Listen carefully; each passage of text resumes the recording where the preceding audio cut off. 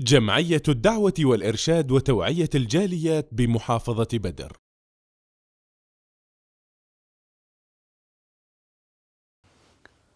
الحمد للہ رب العالمین والصلاة والسلام علی اشرف الانبیاء والمرسلین اما بعد۔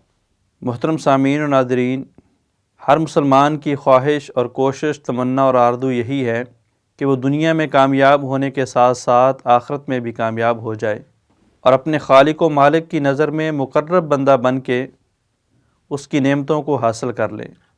لیکن 3 بد نصیب مسلمان ایسے بھی ہیں جن کے بارے میں آقا کائنات جناب محمد الرسول اللہ صلی اللہ علیہ وسلم نے فرمایا کہ نہ تو اللہ تعالیٰ ان سے ہم کلام ہوں گے، نہ ہی اللہ تعالیٰ ان کو گناہوں سے پاک کریں گے، اور نہ ہی اللہ تعالیٰ ان کی طرف اپنی رحمت کی نظر سے دیکھیں گے، اور ان کے لیے دردناک عذاب ہوگا۔ ان لوگوں میں سے پہلا بد نصیب بوڑھا زانی ہے۔ ویسے تو زنا ہر جوان اور بوڑھے کے لیے حرام ہے، بہت بڑا گناہ ہے، کبیرہ گناہ ہے، لیکن اگر ایسا انسان جو بڑھاپے کی دہلیز پہ چڑھ چکا ہے، جس کے بال سفید ہو چکے ہیں، وہ بھی زنا کرتا ہے، وہ بھی زنا کا دل دادا ہے، زنا کا شوقین ہے اور زنا کے راستے تلاش کرتا ہے، تو یہ اس کی زندگی، اس کے بچپن اور اس کے جوانی کی زندگی کی عکاسی کرتی ہے، اور یہ چیز ثابت کرتی ہے کہ اس کا مزاج بہت زیادہ بگڑ چکا ہے، وہ اللہ کی رحمت سے دور ہو چکا ہے، اور اس کے دل سے اللہ کا خوف اور اللہ کا ڈر بالکل ختم ہو چکا ہے۔ حالانکہ اللہ تعالیٰ نے زنا کو حرام قرار دیا ہے، اور ساتھ ساتھ یہ بھی ارشاد فرمایا ہے کہ زنا کرنے والے سے نہ نکاح کیا جائے، نہ اس کا نکاح کروایا جائے، اور نہ ہی اس سے عام تعلقات اور روابط رکھے جائیں۔ اور دنیا کے اندر ان کی سزا یہ ہے کہ اگر وہ جوڑا غیر شادی شدہ ہے تو ان کو 100 کوڑے مارے جائیں اور ان کو ملک بدر کر دیا جائے، اور اگر وہ جوڑا زنا کرنے والا شادی شدہ ہے تو ان کو 100 کوڑے مارے جائیں اور ان کو رجم کیا جائے، پتھر مار مار کے ان کو ہلاک کر دیا جائے۔ اور دوسرا بد نصیب فرمایا ملک کذاب، جھوٹا بادشاہ، جھوٹا قاضی، جھوٹا نمبردار، جھوٹا نادم،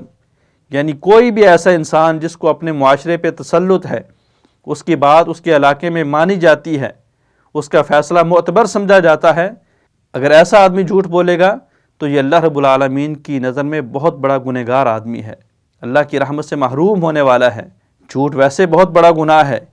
کسی کو بھی نہیں بولنا چاہیے، لیکن ایک ایسا آدمی جس کو جھوٹ بولنے کی ضرورت نہیں،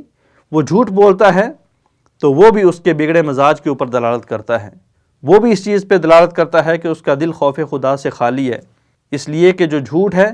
یہ انسان کو گناہوں کی طرف لے کے جاتا ہے، اور گناہ انسان کو جہنم کی طرف لے کے جاتے ہیں۔ تیسرا بد نصیب فرمایا وعائل متکبر، متکبر فقیر ہے۔ ایسا آدمی جو اللہ کی نعمتوں سے محروم ہے، اس کے پاس ایسے اسباب نہیں، ایسی چیزیں نہیں جس کے اوپر تکبر کرے۔ حالانکہ حدیث قدسی ہے